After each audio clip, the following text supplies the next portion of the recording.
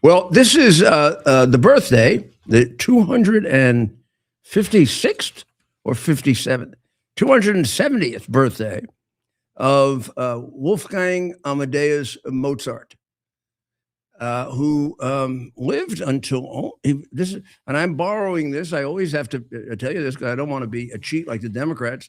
I borrowed this from the Epoch Times, who focused on his birthday in their edition this week. And he was born on January 27, 1756 in Salzburg, Austria. He composed his first piece of music at 5 years old. At 5 years old. He lived to be only 35, yet he has a compendium of music, 600 pieces plus, that are some of the greatest pieces of music ever written by man. His my favorite. I mean, you could argue. Music experts will argue about this. Was Don Giovanni the greatest opera, or The Marriage of Figaro? I'd say more people come out on the side of Marriage of Figaro. I come out on the side of Don Giovanni. What about? I think his Requiem is by far, even compared to Verdi. Here I am, an Italian. I love Verdi. I think his Requiem Mass is the best Requiem Mass written by anyone, composed by anyone. It's a Requiem Mass that's joyful. It was played for John F. Kennedy's funeral, and there's a wonderful recording of it with Eric Leinsdorf, in which you actually hear Cardinal Cushing saying "Goodbye, Jack." It'll make you cry, but it's a joyful requiem because, of course, you're praying and hoping and celebrating, hopefully, the person going to heaven. That's what the religion's all about. Mozart understood that. There isn't a piece of music that he's written, even in his tragedies, that, I don't know, it just makes me feel better. Whenever I was down, I would play. Even now, I play Mozart. Like, listen to that. Eine kleine Nachtmusik. That's a little night music. That's just beautiful. I mean, for what it is, it's a light piece of music. Probably one of the lightest ones that he wrote. One of the most popular. It's just a great piece of music. Great to listen to, given the times we're going through. I feel that Gregory Bovino and Christy Nome and their crew have been dealt a really bad hand here. And I understand and respect what the president did, and a shift had to be done. But it's by no means is it their fault. They were just doing what they were they were just doing what the law tells them to do, not much less the president. And they did a damn good job under any other circumstances. Any other group, any other mayor and governor would be kissing their feet. I would if I were a mayor again, and they came in and got rid of these rapists and murderers and out of my jurisdiction. Instead, they obstructed them. I mean, there's no question that Walz and Fry have violated the law over and over and over again. People ask me, how can you do this? How can you just say, oh, we're not going to cooperate with the federal government? You can't. Not with regard to the execution of the laws. I mean, they directly interfered with the execution of the laws. The man who was killed, Pretty, who I know you're not supposed to say anything but really nice things about now, otherwise you get fired, but they can't fire me. I mean, the guy was a trained, he was a trained criminal in that he was trained to obstruct arrests made by federal agents. That's a criminal.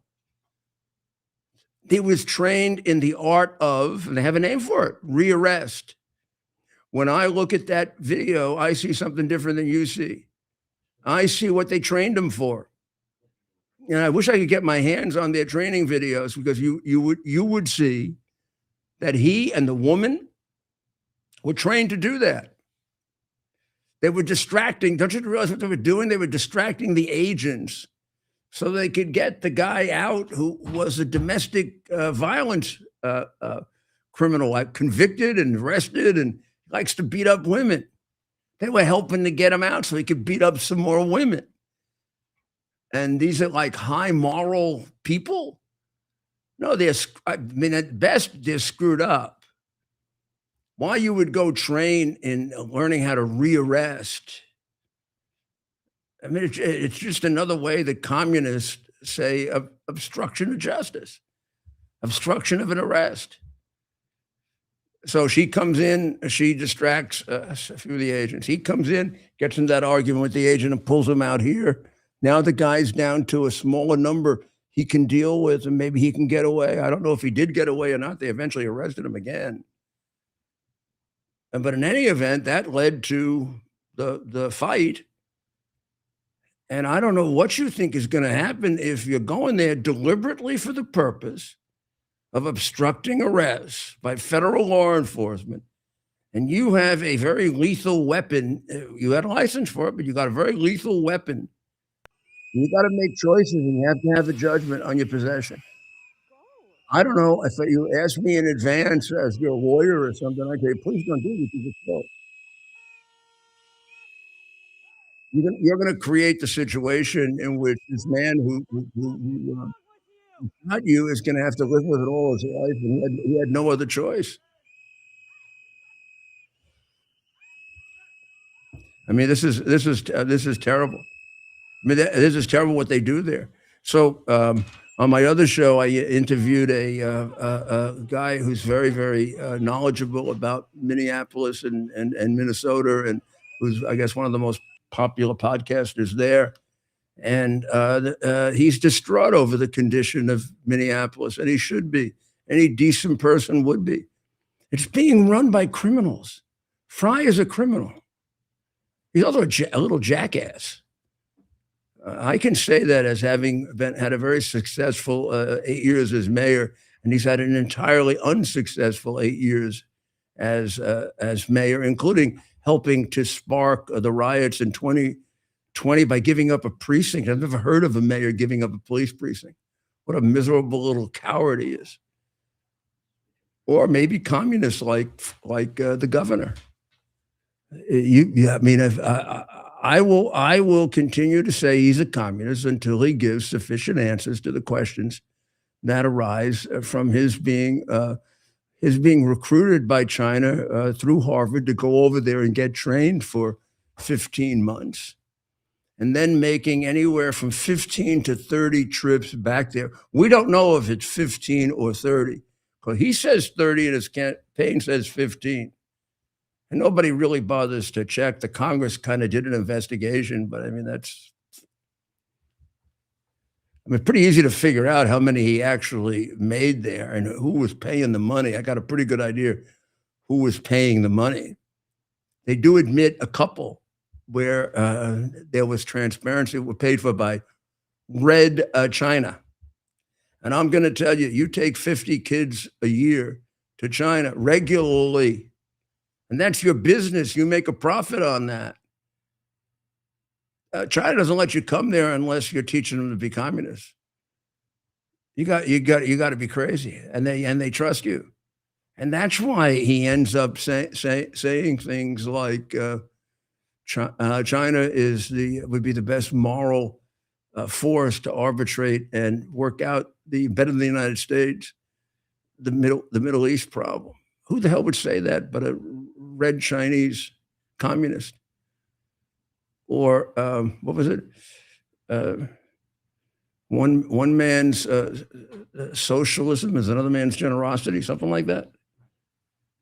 Yeah, like hell it is. I mean, socialism has wiped out more people than any ideology in the history of the world. Socialism, the inventor of socialism is Karl Marx. Socialism is simply the economic system used by communists. And just to be fair to Tim Walz here, the actual quote is that one man's socialism is another man's neighborliness. Neighborliness. So we don't want to mischaracterize him. Okay, neighborliness. Okay, Tim. The socialists are really neighborly, very neighborly people. They just happen to, there's no ideology in the history of the world that's led to more deaths, more killings, and more atrocities than the combination of communism and socialism. More poverty, more suffering, more hunger. Absolutely. Look at your city, Fry. It's a piece of shit. Less freedom, no freedom of religion. No. Of course, there's no freedom. They decide how much money you get. You don't have anything to say about it. They decide who. You realize what happens to the human personality when they're in charge of other people? They become bullies. They become tyrants. They become. It just happens all the time. Every experiment with socialism ended up like Venezuela. I mean, China is the one. You want to be China? I mean, he does. He wants to be China. They've only wiped out 80 to 100 million of their own people. That's great. Yeah, just want to keep people under control, kill them. You don't want to have girl babies, kill them. You want to sell organs because you can make a big profit, grab the Falun Gong and pull out their kidneys. And they can't fight for their liberty when they're starving. Hunger. No, half the country is starving. That's another thing when they compare it to the United States and they use economic comparisons. And we and even Western Europe, Eastern Europe, we don't have half our country in third world poverty. They do. They don't really give it. They don't really give a damn. They actually don't give a damn. I mean, one of the dumbest remarks. Well, he didn't make this. Somebody else did. It was also probably a communist. That they would never have just deliberately spread COVID because they wouldn't want to see so many Chinese people die. Best thing can happen is you tell them some of the Chinese died. It depends on who. I mean, as long as they're not the 100 million Communist Party members, they're fine. In fact, they kill them. Yeah, that statement actually makes the opposite point if you think about it. Yeah, they need to call. Yeah, that's great. Yeah, a lot of those people died that aren't part of the party. Yeah, great, go. There's more for us. So I don't know what's going to happen. I don't know if these guys, Fry and Tampon Tim, are capable of cooperating with proper law enforcement in a way that will straighten out the situation in Minneapolis. And I really don't. I understand the politics of it, but I really fear that maybe we're teaching the wrong lesson here. Maybe we're teaching that you can scare us off. I don't know. I hope not. Now, the president did select the guy. Maybe he should have been the guy to go in first. I mean, Homan, nobody knows more about this than Tom Homan. And but he's got two committed anti-American haters who really are in the business of trying to create chaos, because that's what Karl Marx taught them to do. That's what you wonder, why do they do this? They do it because they want to create a chaotic situation so that we come to hate our government. Now, they hate our government. You listen to the Democrats, you listen to the congresswoman who married her brother. All she does is tell us what a terrible country we are. Now, she comes from a country that's an abomination, Somalia. It's not new either. I think we can remember, we'll also quote Michelle Obama here and say that she was never proud of our country until her husband was elected. Yeah, another reason why they get away with murder. Who the heck can say who can say that? And then she and her husband get elected president, and they wanted to run for president. She was never proud of the country until he became, until this unqualified, pompous ass became head of the country and ruined us. I mean, he had no qualifications to be president. The whole idea that he's so damn smart is a joke. What he is conniving. Listen to him when he doesn't have something to read. And when he weighs in on these issues, you can just grab. He was president during a time when he was on video a lot, and we can find him. So you can just pull out contradictions one after another. He doesn't weigh in on a lot, but when he does weigh in, you can just pull clip after clip of him being a total hypocrite. Yeah. Well, how about on Obamacare, right? I mean, unreal. You can keep your plan. No, everybody's lost their plan. It'll save you money. No, you're paying 3 times more. Yeah. How's that going? How's that going for everybody? How is Obamacare doing? It's a disaster. Everything he promised is wrong, and they're bankrupting us with it. Without the subsidies, it's unaffordable without the subsidies. Yeah, And and then who knows how many people are collecting it fraudulently? It's a ridiculous percentage, a ridiculous number. People are collecting it in the names of fictitious people, the way they vote, the way the Democrats vote with fictitious people, which the media will tell you I'm insane for saying that, or insane. I know it. I've seen it. I've seen it for years in New York. Happened in my elections. Well, and the legal fees alone that have resulted from Obamacare and the expansion of the statutes for healthcare, it's got to be in the hundreds of billions, if not trillions of dollars these lawyers have made just off of the paperwork. Look at all the people they have found that are collecting it more than once. The people who are collecting it who are dead. The people who are collecting it that don't exist. The people who are collecting it fairly, but have to siphon off about 40% of it for compliance. I don't know. I don't know. That doesn't help healthcare. I think you would be shocked if you came up with a percentage of entirely fraudulent payments. I mean, I think you'd be shocked. Well, we're going to have fraud stories coming out until the midterms, and that's what we got to keep hammering home. And if you think Minneapolis is the only place that has and the Somalis are the only ones who cheat, well, first of all, they came here. They had to learn it from somebody. I mean, cheating in Somalia is very different than cheating here. Somebody got to teach you how to play these great society and Biden programs. But they have the heart for it. Cheating is in their heart. They just have to learn let's steal the money from the kids that are supposed to get it. I mean, every one of those places that was empty of kids for 5 years are kids that didn't get educated. It's their kids. I mean, they really actually don't really give a shit. I mean, let's just steal the money. Let's not educate the kids. Let's steal the money from the food programs. Let's not feed them the food. One of the big problems that everyone's talking about, especially in New York, is the cost of childcare. And when a lot of the money that's supposed to go to it gets siphoned off, as they want to do, childcare gets more expensive for the hardworking people who actually work to pay for it. Yep. And the commie who's running New York and Islamic terrorist lover is going to make it even more expensive. So here's what I'm worried about. I don't know how Fry and Tampon Tim make a big switch around, and now I think we had up there for a little while the demands the president made.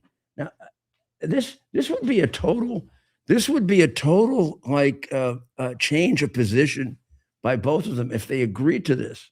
Now, theoretically, they have.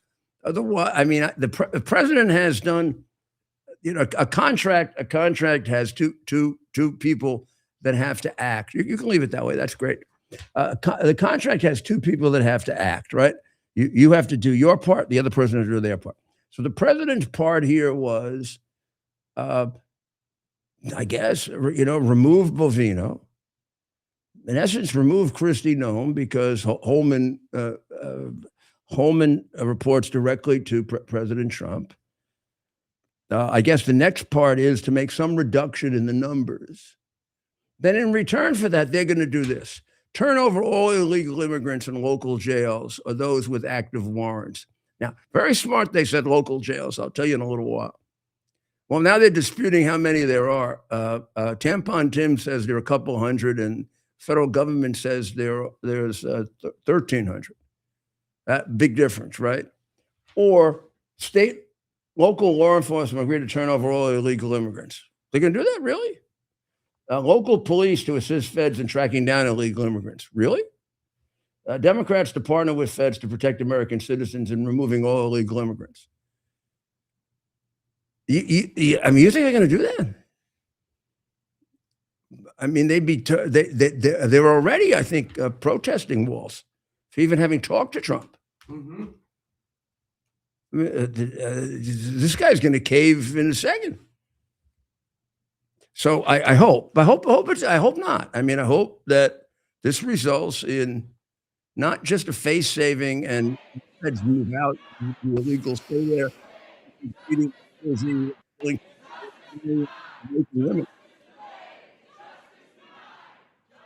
have no idea what's in the head. So now they're protesting Tim Walz. Mm-hmm. I mean, they couldn't have a more accommodating criminal than Tim Walz. I mean, the guy has had an entire criminal regime as governor. Every one of those things that constitutes their version of a sanctuary city is against the law, except nobody ever did anything about it. Right. People say to me, "How can that be legal?" It's not. It's not. You're a better lawyer than anybody from the media. It's not legal. It's not legal to have a law saying you can't turn over information to the federal government in an area that's an area of federal preemption.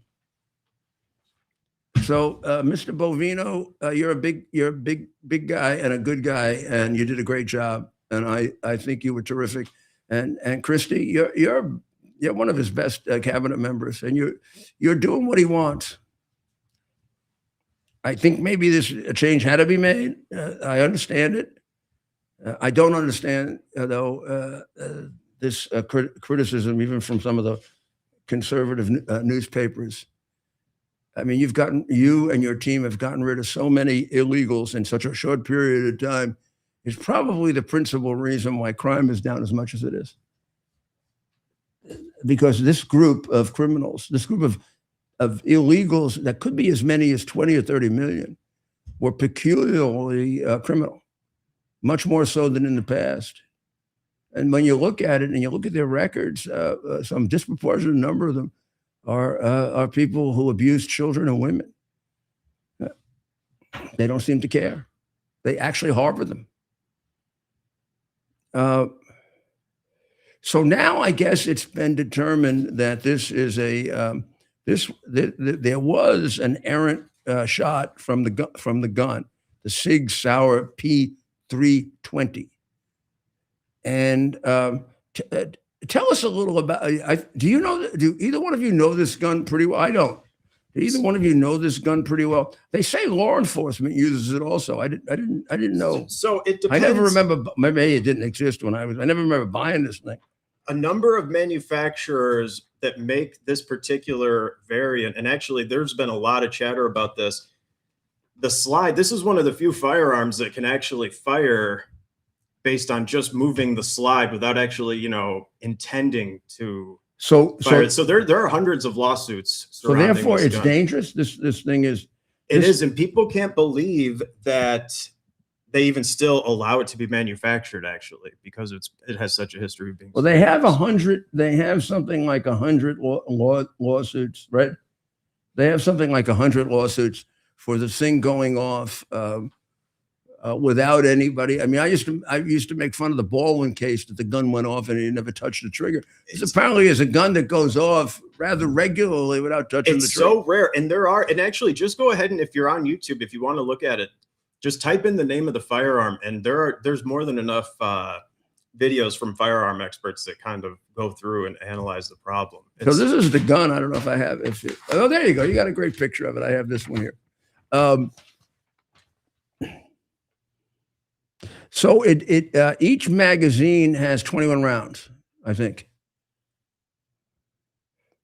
And I think he had 3 loaded, and he had 3 extra. Now, what the hell are we doing with that many rounds? So when somebody is criticized for saying that this guy and the good woman are domestic terrorists,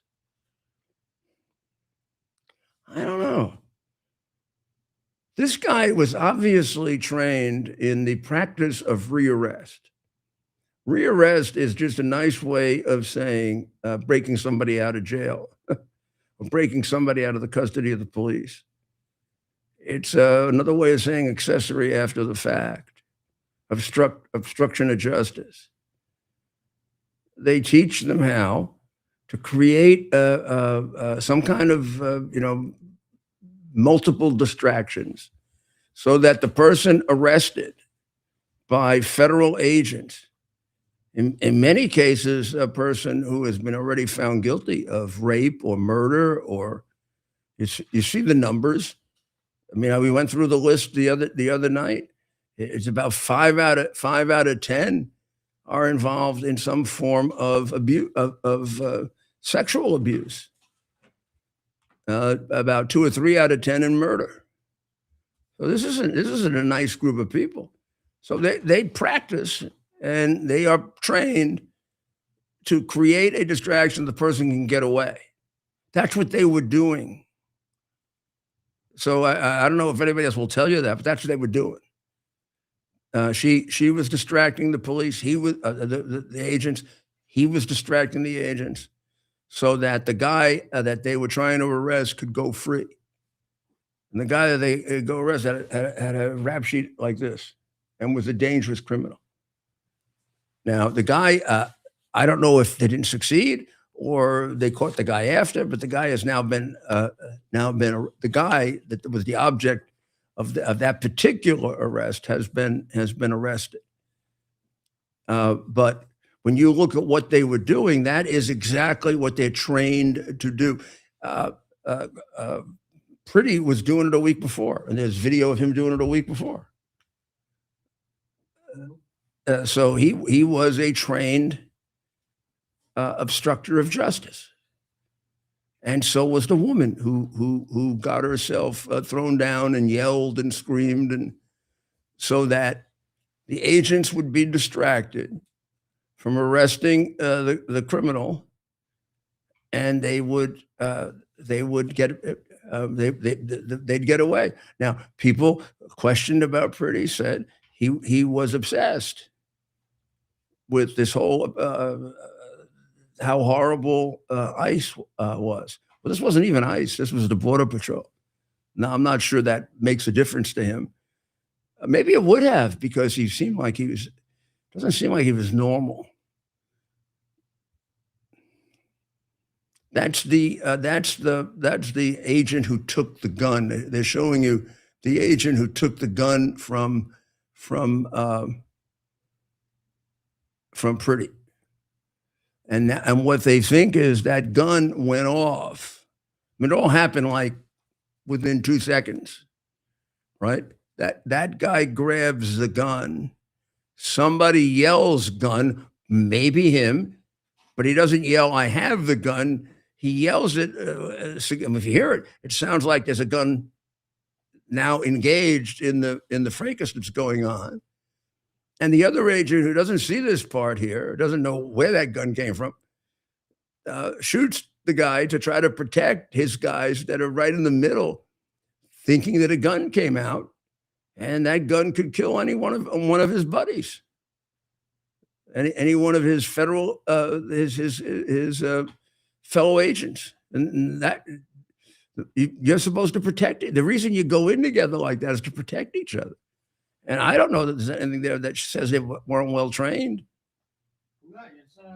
I mean, you can't tell how well trained they were or they weren't, because they were obstructed. I mean, I know policing really well, and maybe the only thing I can think of is they haven't really internalized yet exactly how well organized this group is that's coming against them. This is a very well organized group of criminals. And as we check with people in Minneapolis, I was told, one of the things wrong is you think that there are a lot of outsiders that have come in. You don't need a lot of outsiders, because they're well trained inside of Minneapolis to obstruct. I mean, they did a pretty good job of burning their city down in 2020, right? I mean, now I'll tell you what isn't happening though. Even with all this stuff and changing people and et cetera, this isn't catching on all over the country. I shouldn't do that. I just say, thank God.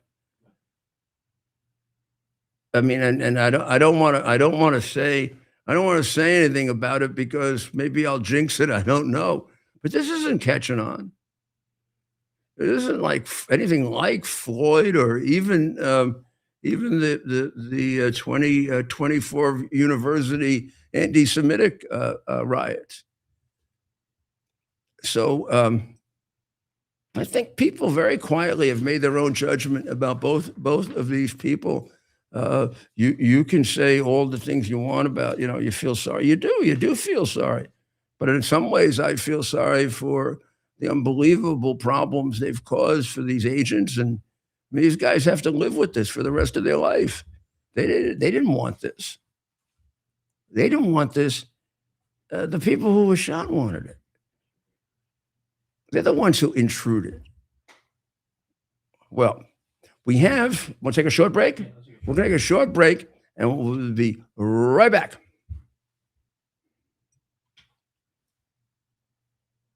U.S. Army Major Scott Smiley paid a high price serving our nation. Scott was leading his platoon in Iraq when a blast sent shrapnel through his eyes, leaving him blind and temporarily paralyzed. Scott would become the first blind active duty military officer before medically retiring years later. Thanks to friends like you, the Tunnel to Towers Foundation gave Scott and his family a mortgage-free, specially adapted smart home. Show your support for America's heroes now. Donate $11 a month to Tunnel to Towers at t2t.org.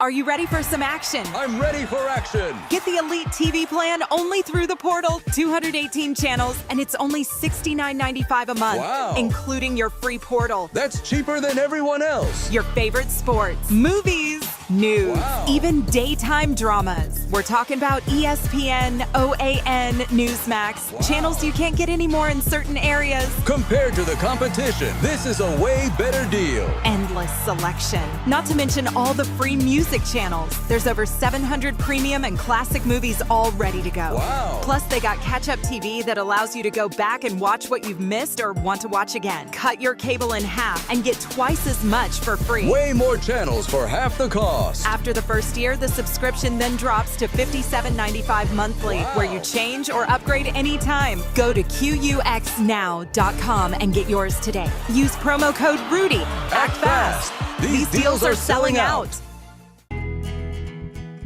Here we are, pretty much at the beginning of the process here at this pristine, I call it a laboratory. It's not like a factory, it's like a hospital.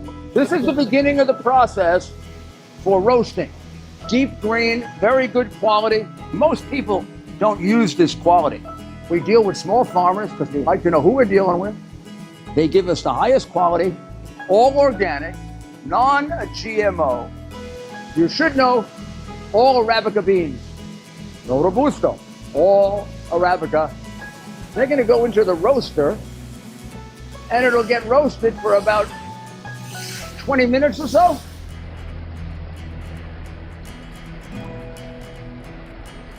Oh my goodness, look at these. My goodness.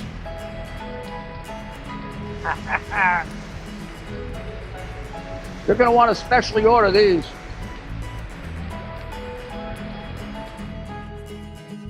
This is what goes into Rudy's coffee.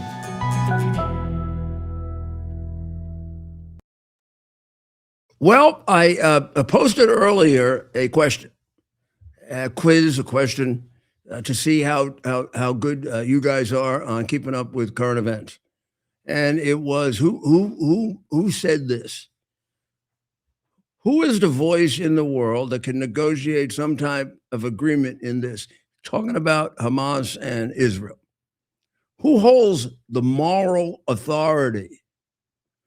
Who holds the ability to do it? Because we, meaning the United States, are not seen as a neutral actor. And we maybe never were. Might as well hit your own country. Then he added, consistently over and over again, we're going to have to face the reality. It might be the Chinese. This was on June 13th, 2025, at the Center for American Progress. When you hear the word progress, it means the Center for American Communism. On June 13, 2025, I bet choosing the Chinese got a standing ovation from these commies. That's Tim Walz.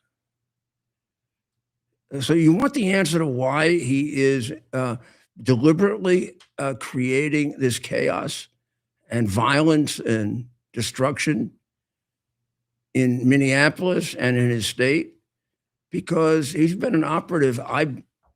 Until he answers these questions, I got to assume, of the Red Chinese government. He didn't just say this.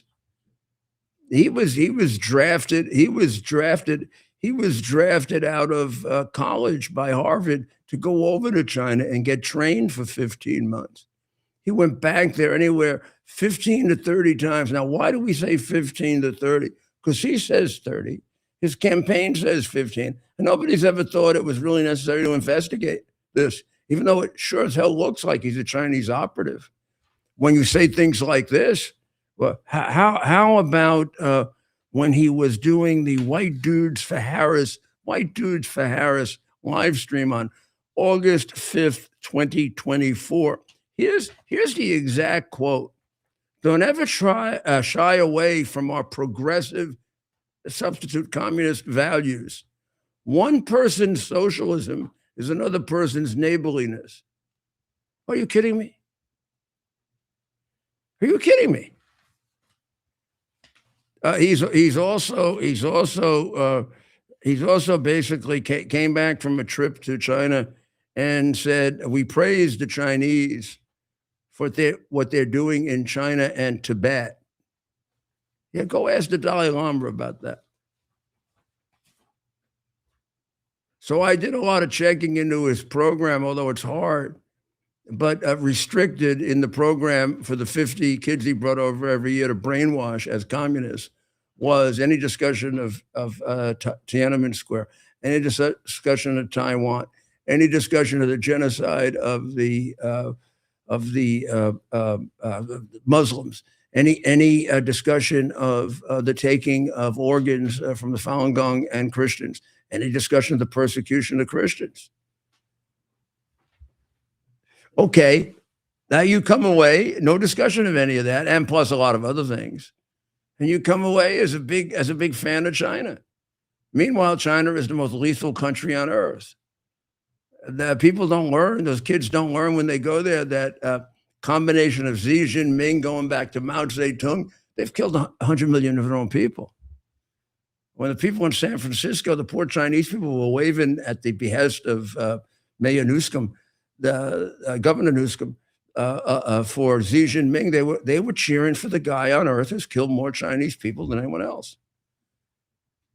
Now, those kids didn't learn any of that because they were brainwashed. Why do you think all these little morons walk in these parades? And he's very much a part of it. He made money on it. 2 businesses, him and his wife, sending people over to China to get their brains washed.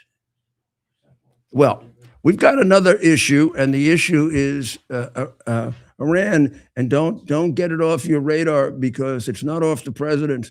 The armada that he was talking about is there now, pretty much in place. The numbers that are coming out of Iran in terms of the number of protesters they've killed go up by quantum leaps every day. I think we may be at 30,000 at this point. Wow. So we have with us again, Dr. Firuz Danisgare of Case Western Reserve to discuss Iran with us. So we get the opinion of an expert, some guidance from it. Doctor, thank you very much for coming back with us. Thank you, Mayor. It's an honor and pleasure always to be with you. As I've said, you're one of my American heroes. Well, that means a lot. Thank you very much, Doctor. But I'd like to know how you see it now, at this point. Are we still in a situation where there could be an overthrow if America takes some decisive action? Well, I think the issue is really I believe that the foreign military power won't topple this clerical regime. Has been demonstrated, and as you mentioned, a real revolution led by the youth, led by women, is going on the streets of over 400 cities in Iran. And that is what the real change is, and that is what is going to topple the regime.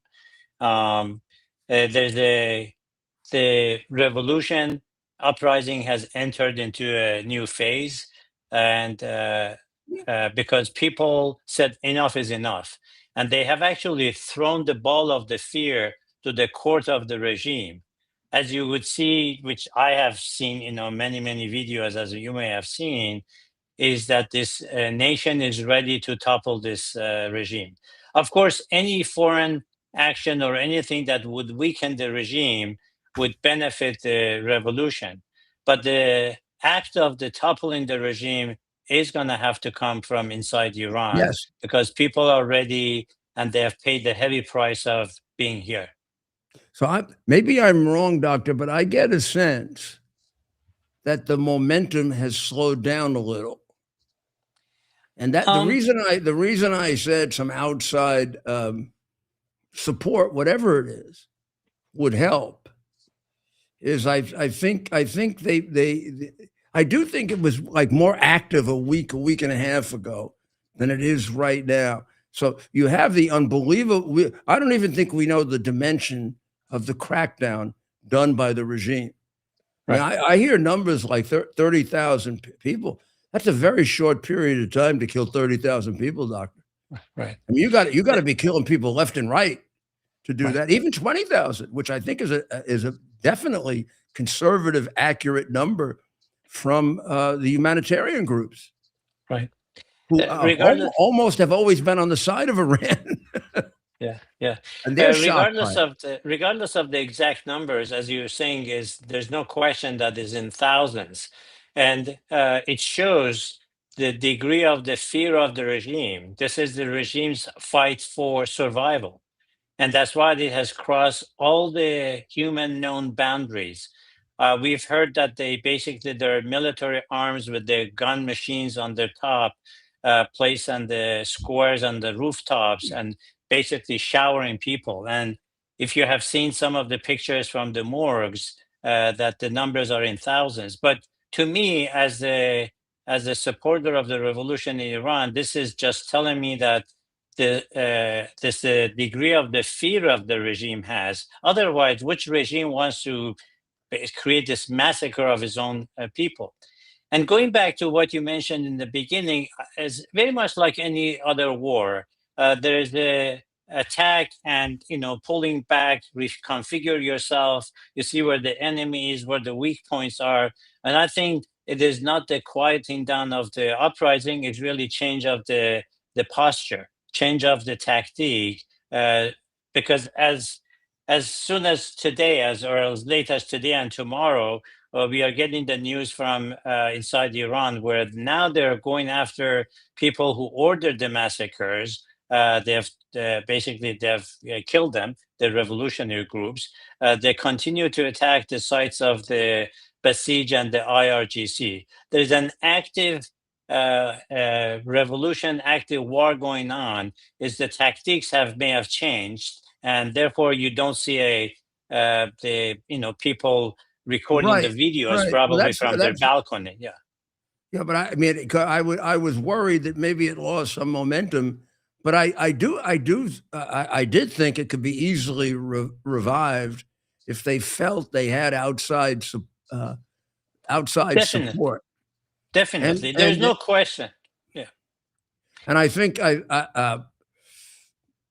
what I don't understand completely is, how do you dislodge the revolutionary? How do you dislodge the Revolutionary Guard? Would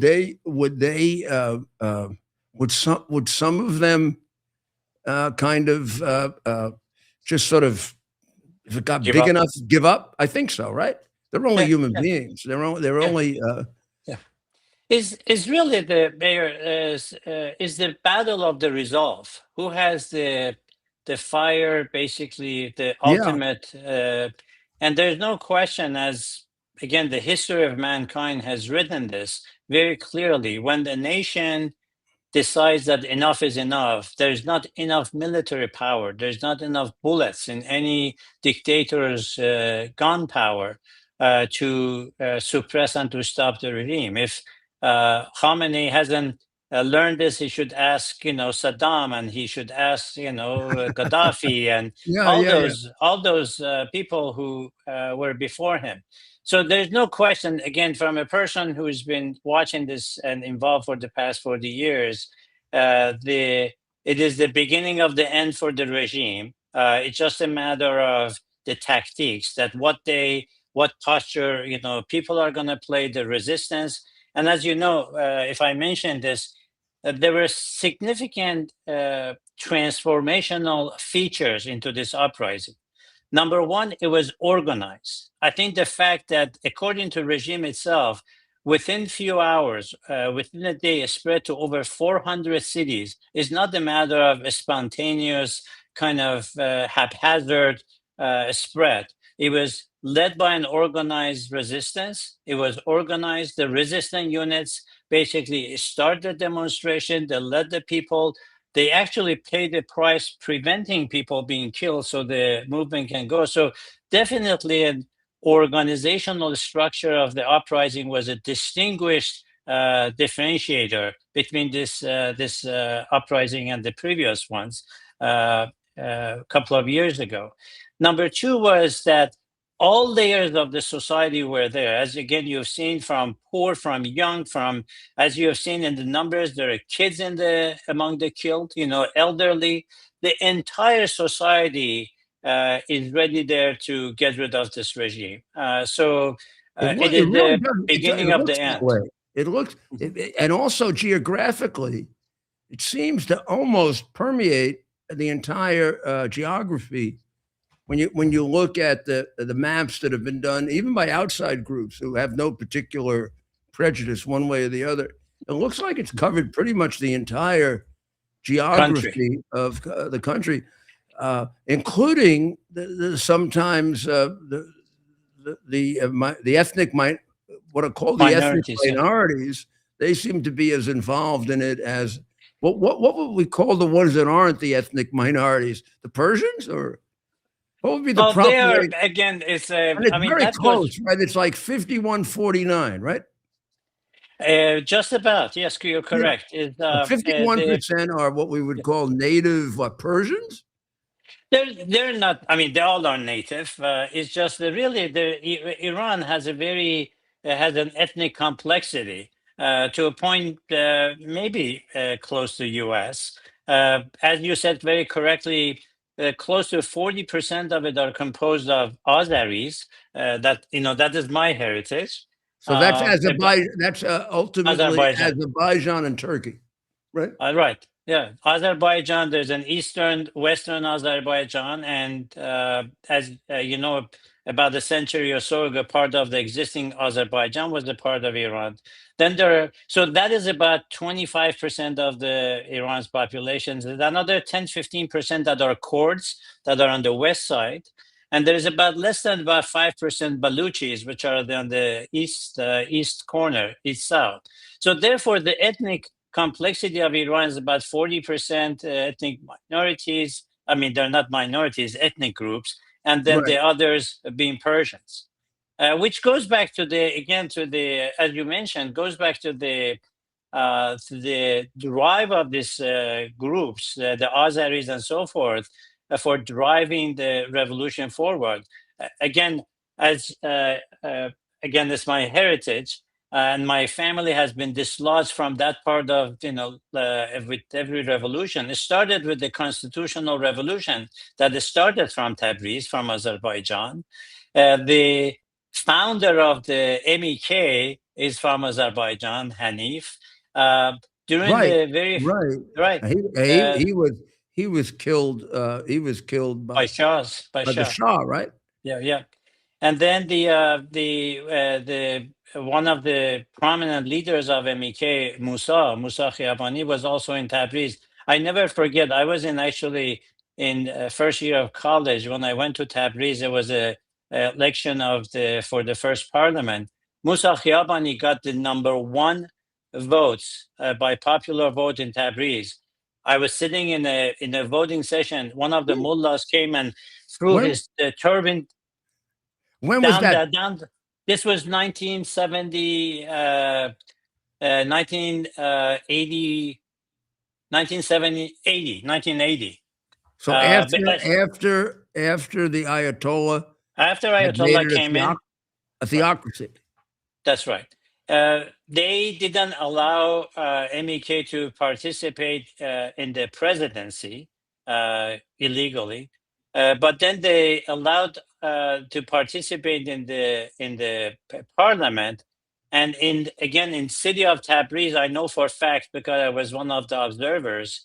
Musa Khiyabani got the #1 vote, and the mullah threw his turban down and says, "Heck, these people are getting the most popular votes," and of course did not allow one single of the MEK's member to enter into parliament.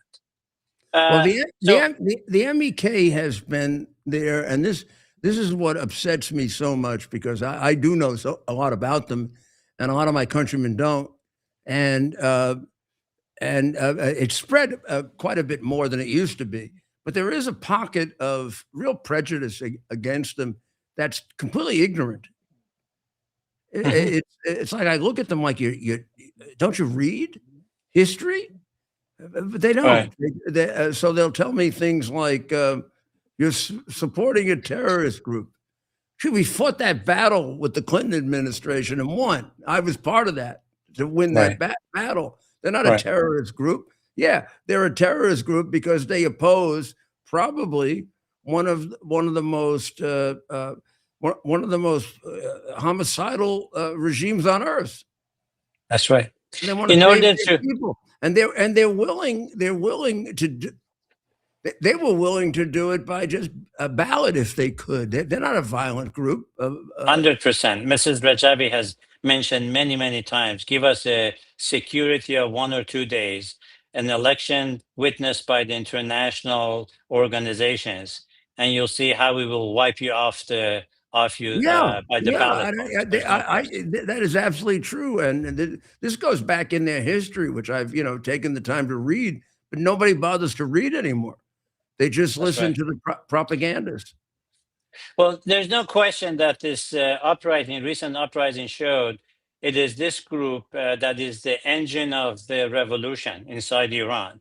As we mentioned last time, it has created a transgenerational motivation for youth, for women, being inspired by Ms. Rajavi, being inspired by what people who are in Ashraf 3 who are determined to overthrow this regime.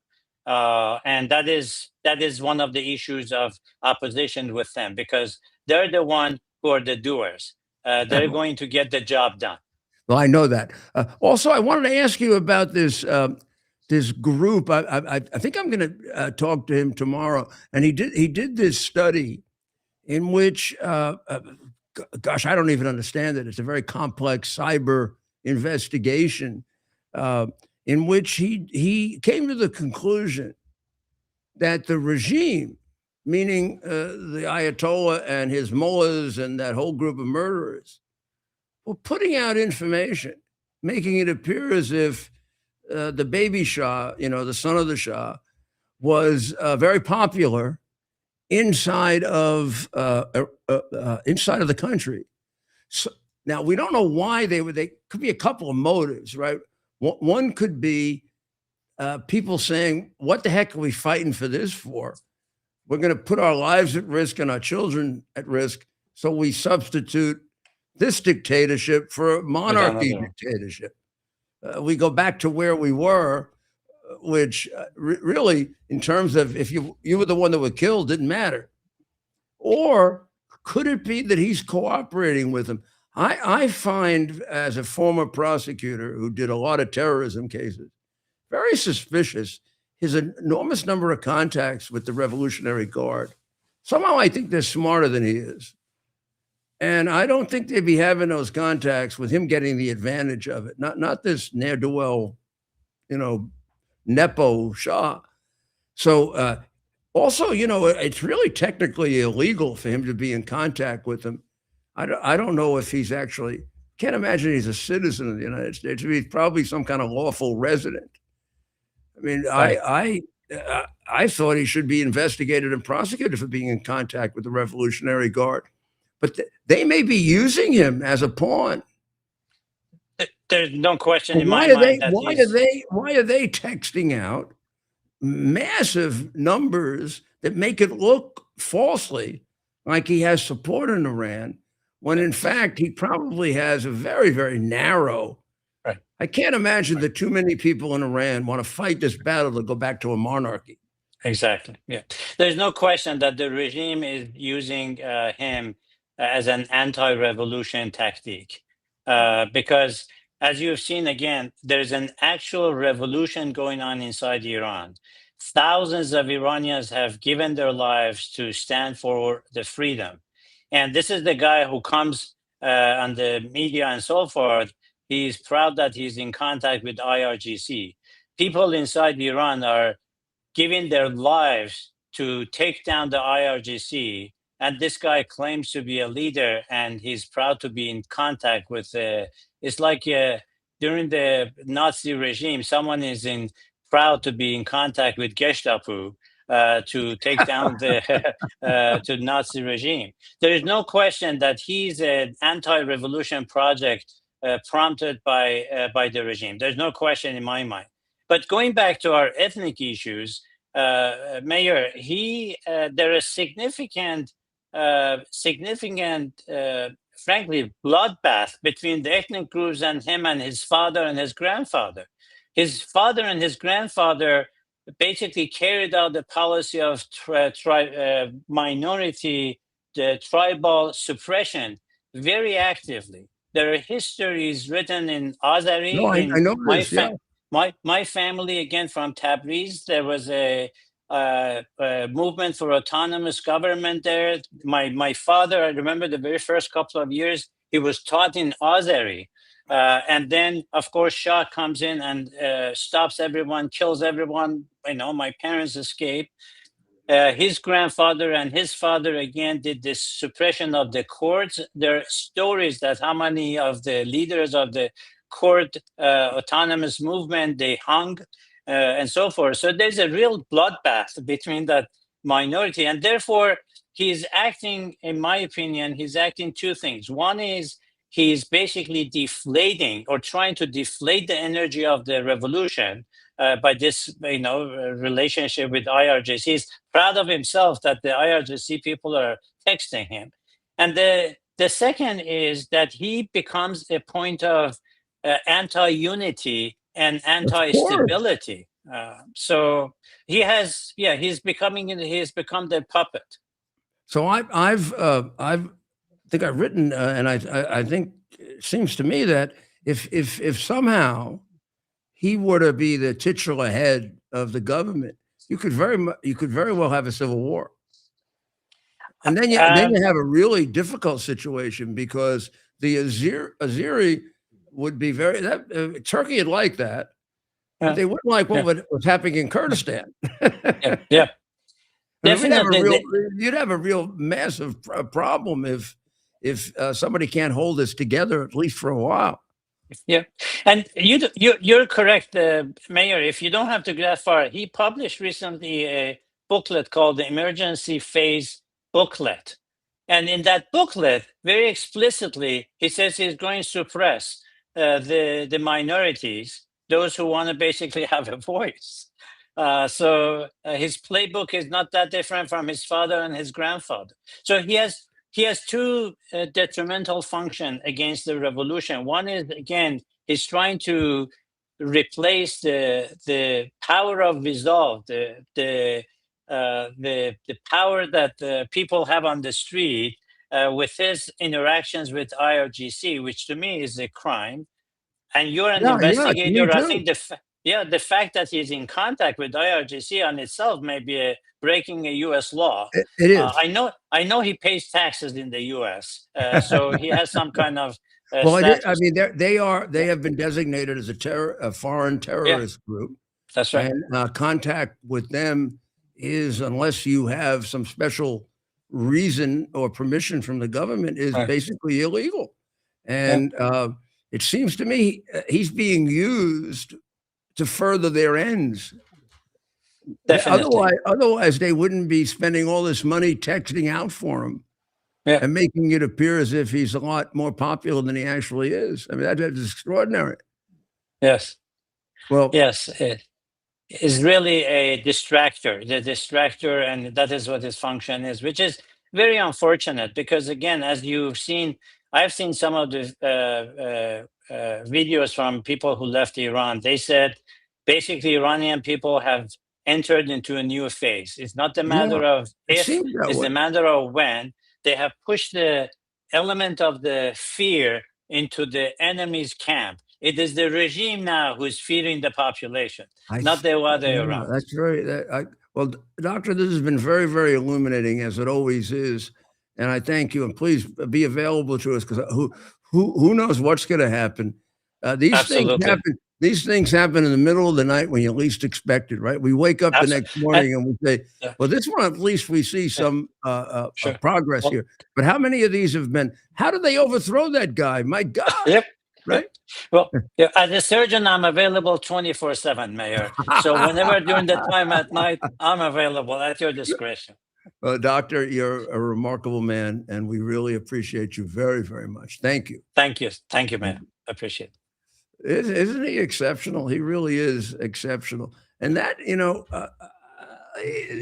everybody's individual, and he's an extraordinarily talented man. But that gives you an idea of the tremendous amount of talent this country has. This is a very ancient civilization. Not just the Persian, but the Azeri and the Kurds and the Baluchi, and these are very, very, very intelligent. These people were scientists before there was science with their original religion, the Zoroastrian religion. You know why they became Muslims? Because they basically Muhammad and his successors engaged in genocide against the Zoroastrians and pretty much tried to eliminate the entire religion, the way they'd like to eliminate Christians and Jews now. So let's be, one of the things we haven't been, which is to our detriment, we have not been realistic about what the Islamic religion, the Quran, let me say the Quran, what the Quran says and what it tells them to do. So if you're doing what the Ayatollah is doing, you're doing what Muhammad told you to do. If you're opposing it, you're basically saying, let's just read out Muhammad. Let's read them out. Let's take those chapters of the Quran that talk about killing Christians and Jews and killing the infidels and getting to paradise and all this, just write them out. And it basically is the second half of Muhammad's life. For convenience, very often the scholars divided into the Mecca Muhammad and the Medina Muhammad, the Mecca Muhammad being the more benign one, and the Medina being the more brutal, I mean, incredibly brutal, mass murderer, pedophile, you name it. And that's really a chronological issue because it's the early part of his life in which he's okay, and it's the second part of his life when he's a mass murderer. Now, this is a little complex, but here's what happens. The Quran is not in chronological order. And you don't get a sense of that if you read the Quran. And then they put in this abrogation theory, which is the last thing that he says is the dominant thing. So if you don't put it in chronological order, you're in the dark because what he said last comes second after the little prayer. The surah number 2 is the longest surah. It was written about 3 years before he died. And it basically tells him to kill Christians and Jews. Then later on, the things he said in his youth exist, which were more benign. They weren't like friendly, but they're just more benign. So I don't know if that was done on purpose, or I have no idea why they would reorder it'd be like taking the Bible, forgetting about New Testament, Old Testament, or take either one of the two and put the longest book first. particularly in the Old Testament, that would be extraordinarily confusing. Because as I remember from my ancient history course decades ago, we read the Bible as a history. Our ancient history professor excerpted the books of the Bible that would be regarded as history, not necessarily accurate history, but any of the history you read from 2,000, 3,000 years ago, you really don't know how accurate it is, including Herodotus and Thucydides. And I mean, probably pretty accurate because they were great historians, but we're not sure. Well, the Bible has history in it. So you take out the Psalms, you take out the Proverbs, maybe you take out Job, right, which is a sort of a lesson, and you concentrate particularly on the first 4 books and the historical books that trace the kings and it's about a third, maybe half of the New Testament. I don't remember. I remember the professor as if it was yesterday, Professor Hazelton. And I thought it was a great, these were 4 years of courses on Western civilization, which is under great assault right now. And it's probably one of the reasons why I'm a great defender of Western civilization, because I learned it in great detail as a kid. So let's take a short break and we'll be back into a little bit of soccer time so we catch you up on all the things that you're not getting anywhere else. Believe me. U.S. Army Major Scott Smiley paid a high price serving our nation. Scott was leading his platoon in Iraq when a blast sent shrapnel through his eyes, leaving him blind and temporarily paralyzed. Scott would become the first blind active duty military officer before medically retiring years later. Thanks to friends like you, the Tunnel to Towers Foundation gave Scott and his family a mortgage-free, specially adapted smart home. Show your support for America's heroes now.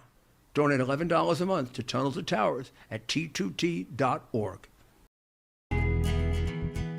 Here we are, pretty much at the beginning of the process here at this pristine, I call it a laboratory. It's not like a factory, it's like a hospital.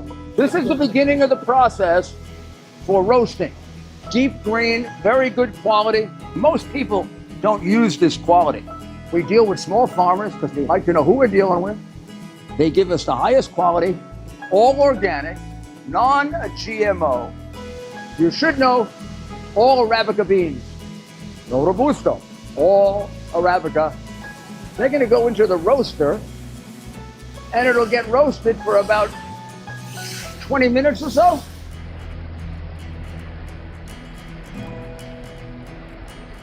Oh my goodness, look at these.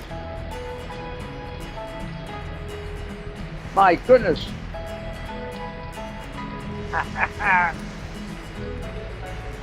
You're going to want to specially order these.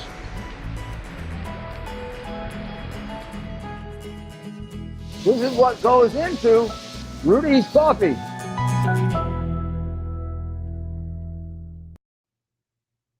Welcome back to America's Mayor Live. And now we're going to give you a kind of a quick review of stuff that maybe either isn't covered or isn't covered with the attention that it should get. For example, Walz's, we took you through Walz's comments, which would raise the question: is he a operative of the Red Chinese government? The issues in his life are so severe that you really have to ask that question. It is absolutely irresponsible of both our press and our government not to have really done this a long time ago. I mean, here's what it looks like, and there may be an explanation for it, but he's never been asked to give it. It looks like he was recruited by the Chinese government as part of that Harvard program. He spent 15 months there. He had an affair with a Chinese girl whose father was a big shot communist. He said things that are extraordinary for an American who's gone to China to say, like they're a moral authority or it's a very great place to live. I mean, I've been to China, and if you come back with that impression, there's either something wrong with you or you're a communist. Plus, there's no way he'd be allowed to conduct the business that he had, which was a for-profit business, two of them with his wife, and bring all these poor kids to China to brainwash them. And there's no doubt they're being brainwashed because there are a whole group of things they're not going to find out about. And who knows what they did find out about that was not true. We know what they didn't find out about that was true, which creates the impression of a much nicer, better, more pleasant society than one that has killed 80 million of their own people, one that wants to wipe out the Uyghurs, one that is attempting to wipe out the Christians, one that is trying to destroy the Dalai Lama and Tibet. He comes back at one point and says, "Oh, the relationships between China and Tibet are wonderful." Go tell the Dalai Lama that they're wonderful. That's ridiculous. If China will kill them on sight. So, and and the kids that go there don't learn that China by far is the biggest purveyor and seller of human organs all over the world. And they take them from live people. They take them from largely from the Falun Gong, but also from Christians and Muslims who are subjected to a massive extermination by the Chinese government. They go through in phases. The Uyghur people is consistent, and the Falun Gong is pretty consistent with regard to I don't know why they've used them for organs more than anyone else, but they have. And then the Christian religion, both the Catholic and the Protestant version, they go through phases, and they'll have priests and bishops in concentration camps. They'll kill them. They'll do the same thing with ministers. And but the kids don't learn any of this. So they come back and they repeat the garbage that Tampon Tim says. Now, why he isn't investigated for this, which is in some ways, I think, even more serious than is he involved in the $1 to $9 billion fraud that was going on under his nose with the Somali people.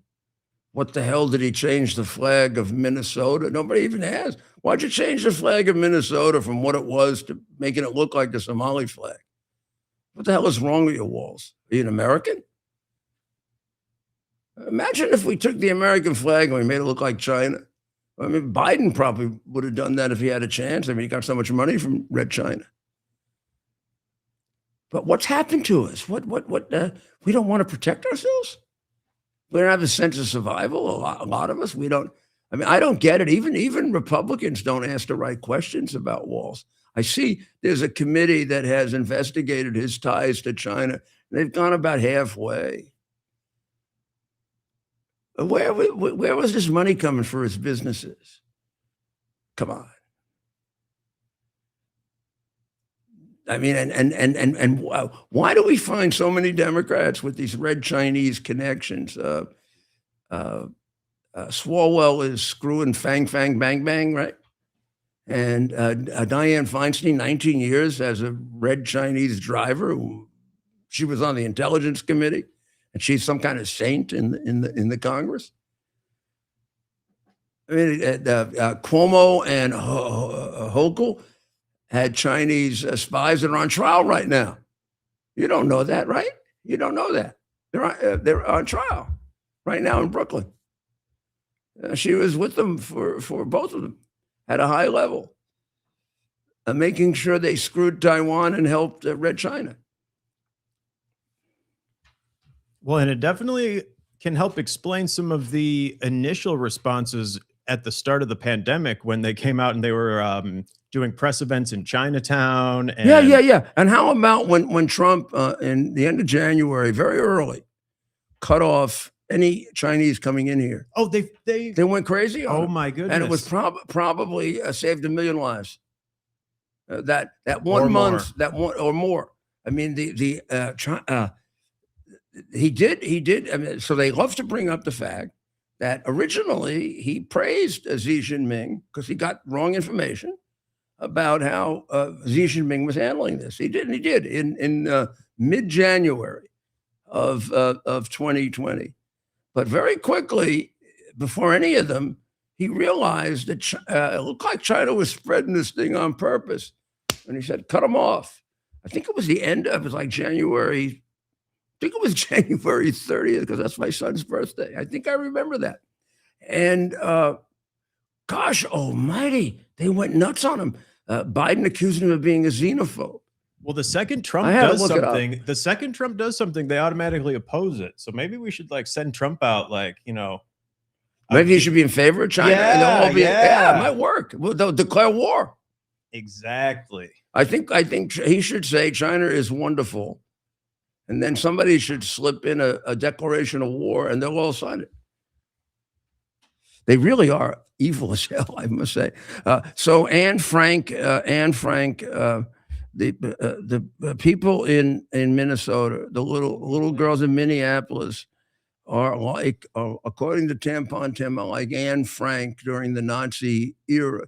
Now, I don't know, you know, I do think, unless he answers these questions, I have to assume for the safety of my country that he's a red Chinese operative. But he could also be just a major jackass. Right. I mean, like a real jackass. It's a terrible thing for donkeys to be compared with the Democrats, because actually donkeys are pretty smart. People have got children. They're so dumb.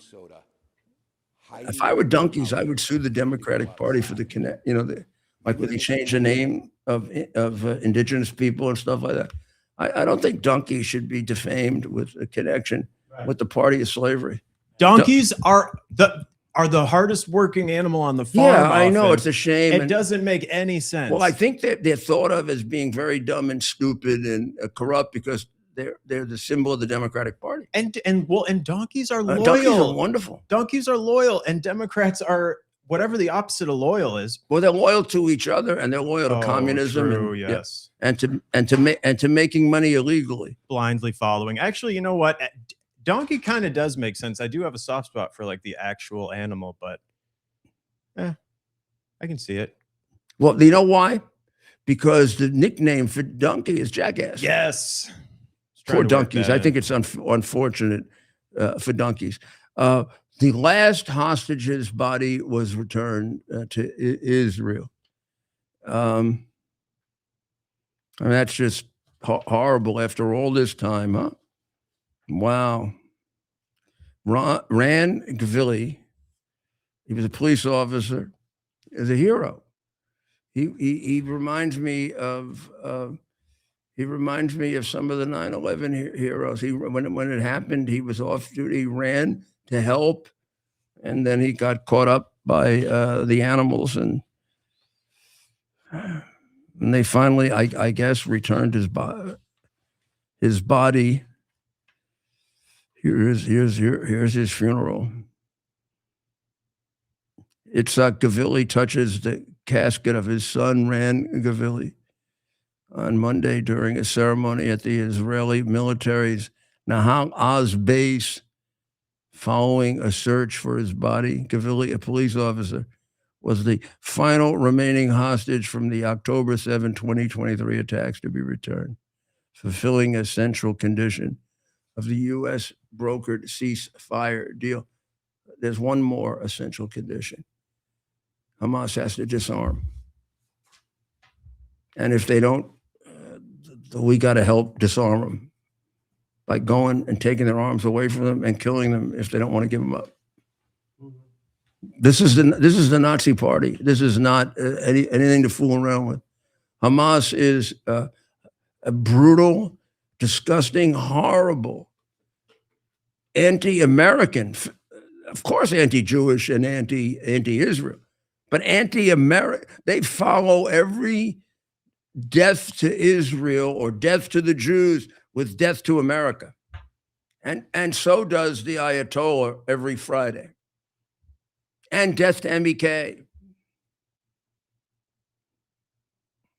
And the reason that there's so much anti-MEK propaganda is because there's a tremendous Iranian regime infiltration in this country, almost equivalent to China.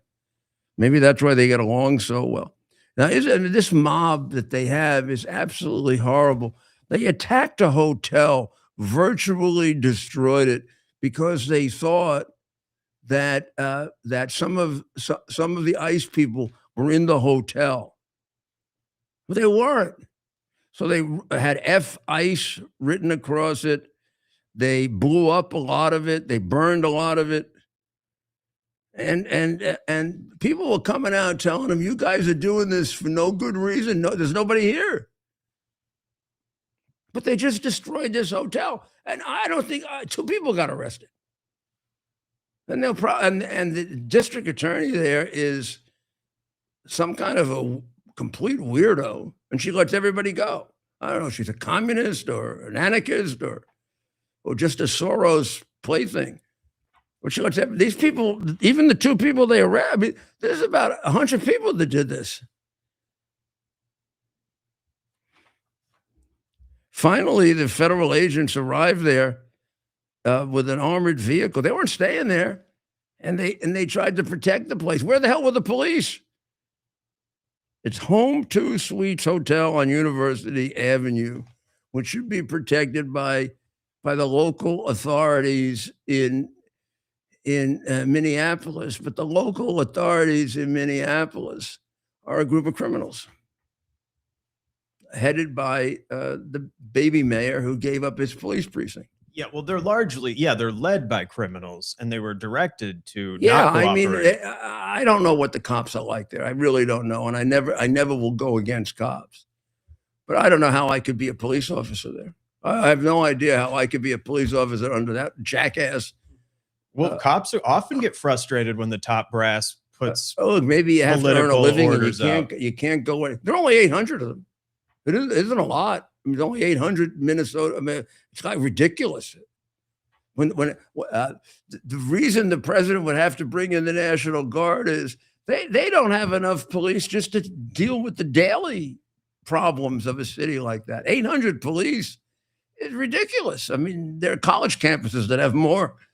Well, they were like the center of the defund the police movement. So I Yeah, think yeah, which means you kind of reap what you sow a little bit on that one. But you might as well be a radical there, because you're probably gonna get killed if you're not. There's nobody to protect you. I'm staying away. Charles Gasparino has a great column pointing out that unlike the George Floyd situation, none of the CEOs of the major companies are getting involved here. They're staying out now. Now they made jackasses out of themselves supporting Black Lives Matter, which was a communist group completely opposed to American corporations, and also with 3 thieves running it who stole all the money they gave them. But maybe they learned something, and they are not getting involved. Although Jamie Dimon did as Charles Gasparino say, hysterically compared ICE enforcement to 5 grown men beating up a little old lady, which sounds like something that he got from the PR department of Antifa. Thank you, Charles. You got it. Now, he's the same guy that debanked Trump. I got debanked too, but not by. I don't think by them. I got to go check. By the way, the place where Tampon Tim made his remarks that China is the moral authority that could help settle the Middle East was the Center for American Progress. How about we find out who belongs to that? The second one, where he made his very famous comment, one person's socialism is another person's neighborliness, was the White Dudes for Harris live stream. White Dudes for Harris. Maybe Biden was right, but he's looking in the wrong place when he said America is systemically racist. Maybe he meant the Democrat Party is systemically racist. Right. I mean, this is the Iran Armada is in place. The carrier group got there. Everything. CENTCOM is very well positioned. We're in a position now to protect our 14. I think it's 14 bases in striking distance of Iran. Should we decide that we've got to take action because they killed an unprecedented amount of people. I think that you just saw a picture of the carrier group. That carrier group is not actually there to attack Iran. We already have the forces along with Israel to do that. That's there to protect if these people have the capacity to counterattack. I don't know if they do, but we got to assume they do. So that's why it's sitting there. Now, here's a really, really strange one, and it's really disgusting. There are a group of nurses in Florida who are refusing to take care of MAGA people. Let's put this on again. I want to show you this. Before I do that, on the web. oh, well, you be quiet now. Nobody's asking you. That's one of the AI, I don't even know which one. I fight with them. I had a whole big fight the other day over Chinese communism. They said back in the 80s and 90s, they didn't surveil you if you went to China. I said, you're out of your mind.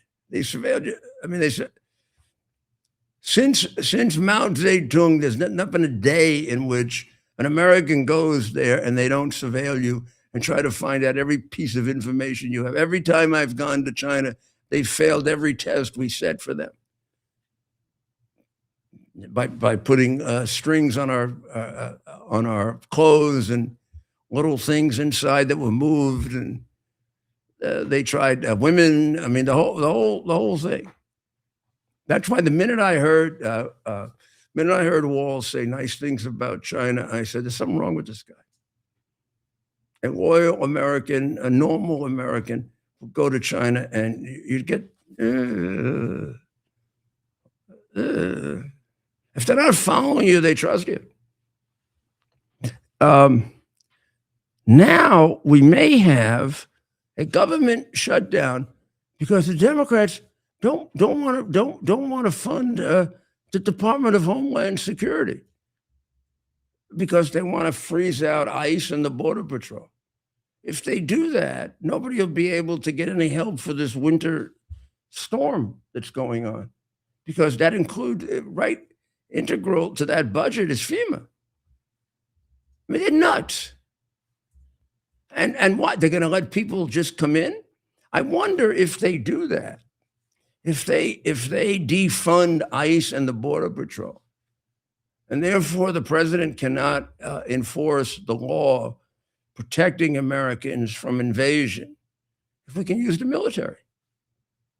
I think we can. I mean, it would seem to me, I haven't looked at it for that purpose, but I've read those insurrection statutes and the interplay between when you can use the military and when you can't domestically. And it isn't quite domestically if you're stopping people from coming in. Now, if you can't arrest the ones that are here because they've taken away the ability to do that, and you have to allow Americans to be subjected to their crimes, which are numerous, and you have places that don't, like Democrat cities, that don't do that. I don't know that you can't use the military if the Democrats take away the funding for the agents you have to protect the American people. We'd have to look at that carefully. The only one that I can see of the Democrats is Fetterman, who says that he rejects calls to defund or abolish ICE. Although he does agree with pulling DHA spending and voting instead on the 5 other bills. I don't know how you can defund all of DHS because you want to get at ICE. I mean, doesn't he want any money for the people in Pennsylvania who have suffered tremendous? I can't imagine what the losses are with this snowstorm. Right. This was a terrible snowstorm, and it covers a lot of the Democrat states. New York got hit hard. Massachusetts got hit hard. We know that, right? I think Pennsylvania did too. But the South took a real beating too, and that's I guess. that's our people. Oh, and they'd love to do something in the South, right? Yeah, they're probably. But liking that. this nurses thing really disturbs me, because I mean, nurses are special people. Now look, I want you to see this. I want you to see it so you don't think I'm making this up. I will not perform anesthesia for any surgeries or procedures for MAGA. It's my right. It's my ethical oath. What? And I stand behind my education. I own all of my businesses, and I can refuse anyone. Okay, so we got a male nurse. Now we got a female nurse. Meet Lexi Lawler, a labor and delivery nurse at Baptist Health Boca Raton Regional Hospital, just a little ways from here. She says she hopes Press Secretary Caroline Leavitt suffers severe 4th-degree tear during childbirth and has medical complications. I hope you effing rip from bow to stern and never SHIT normally again. You C-word. This woman delivers babies, terrifying. Lexi Lawler. Let's find out, and we'll report to you tomorrow. Did Baptist Health, whatever it is, hospital, did they get rid of this monster? This is a monster. And I'm just looking at her and saying, my God, I mean, forget it. So there's a whole group of nurses who now refuse to take care of MAGA people. I remember when I was in the Justice Department, the Associate Attorney General, I had breakfast with Ronald Reagan the day that he was shot. And then I had a lot of responsibilities for dealing with the Hinckley case after that. And I remember, because it's now a matter of our history, that Ronald Reagan said, I hope, he either said, I hope you're Republicans to the doctors, or I hope you're not Democrats. And the doctor said, today, everybody's a Republican. I think some of the doctors were Democrats, but they were just as worried about him as we were. And Republicans were just as worried about John Kennedy as the Democrats were. Let's get some But civility back. there were people rooting for Trump to be killed, and then were really happy that Charlie Kirk was killed. That is sick. There's something seriously morally wrong with us, that only bringing God back into our nation in the way he was intended to be part of it by our founding fathers, which has nothing to do with stopping people from practicing their religion or not the way they want to. But it means you don't interfere with our free exercise of religion, which the government now does. We don't bring God back. We're not going to save this. I don't know. I think if we don't stop killing a lot of little babies, it's also we're not going to do well. It's a heck of a thing to bring up a society that thinks you can wipe out a 7 or 8 or 9 month old baby because it's inconvenient. I know, health of the mother. Yeah, they'll tell that shit to somebody else. All right. I'm just too experienced, and I know the world too much for you to sell that one to me. Nursing hate on the left, partisan bedside manner. This is an article by is it Fleming? The lady's name is Fleming. I don't know the first name. Let's see if we can find out, because it's a very, very good article, and she deserves to have credit for it. They went into the ER after being spat on by a drug suspect, which had been a routine visit. I mean, this is filled with, I mean, we know about how conservatives get debanked. We know how they're kept out of law firms and the other things. We know how courts discriminate against them and rule against them no matter what. But now people let them die. I mean, any nurse who does this should have a license taken away immediately. I mean, she shouldn't be taking care of anybody. These are monsters who are doing this. Those two are symbolic that I showed you, but this is going on in Florida. Just last week, 3 NYPD plainclothes detectives were reportedly hassled by staff at NYU Langone in Cobble Hill because the healthcare workers mistook them for ICE agents. They're going to let ICE agents die? Of course. They went into the ER after being spat on by a drug suspect.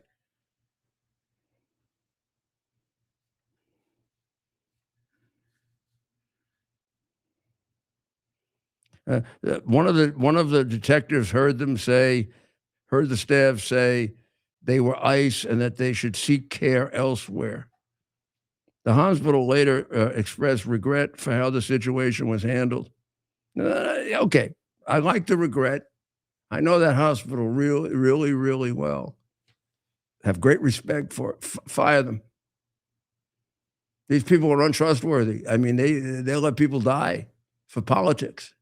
They're crazy. I'm telling you. These people who get like this are crazy. Well, do you remember the response to some of those big storms we had out in North Carolina?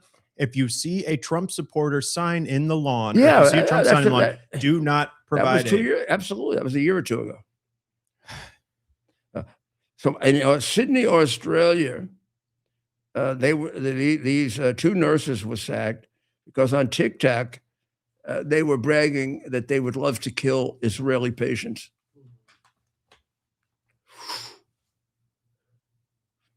I mean, this is a noble profession. I mean, there's nothing left. I mean, lawyers have been a problem forever, but doctors, you look at the pandemic. Hey, healthcare administrators are still salt of the earth, right? Good old healthcare administrators, they're doing the Lord's work. Who was sucking up money for non-patients. Amen. Yeah. Well, okay. Salman Rushdie, with whom I share a distinction. We both have fatwas. And in his case, they actually succeeded in carrying out an attack on him. In my case, they tried twice. And there is a new film out called Knife, The Attempted Murder of Salman Rushdie. It was shot by his wife, Rachel Elizabeth Griffiths. And they actually, to their credit, played it at the Sundance Film Festival, which I would say, okay, good. And this was the attempt to kill him in 2022 in Chappaqua, New York. Chautauqua, New York, sorry. Chappaqua, that's where the Clintons live. Chautauqua is on the western end of New York, right on the border of Pennsylvania and Ohio. And it is used to be a very famous place for intellectuals and poets and authors to go and give lectures during this summer. And it's probably not as famous now as it used to be. But Rushdie went there in 2022 to give a lecture as a great author, right? One of the biggest selling books of the 20th century, which earned him a vow to kill him. And in August of 2022, a 24-year-old New Jersey resident named Hadi Matar stabbed him 15 times. Carrying out the fatwa that go back to 1989 from Ayatollah Khomeini because of the satanic verses, which was deemed blasphemous to Iran. You know what the satanic verses are? They are a description of the part of the Quran in which the pedophile mass murderer, founder of the Islam religion, is having conversations with Satan. And the Ayatollah doesn't want people to know that. So they're going to kill Rushdie for accurately describing what's in the Quran, which they do a very good job of hiding, and therefore people like the dangerous, very, very dangerous mayor in New York takes the oath of office on a book that tells its people to kill other people, particularly Jews and Christians. And you'll be rewarded in heaven if you do that. Is that really a religion?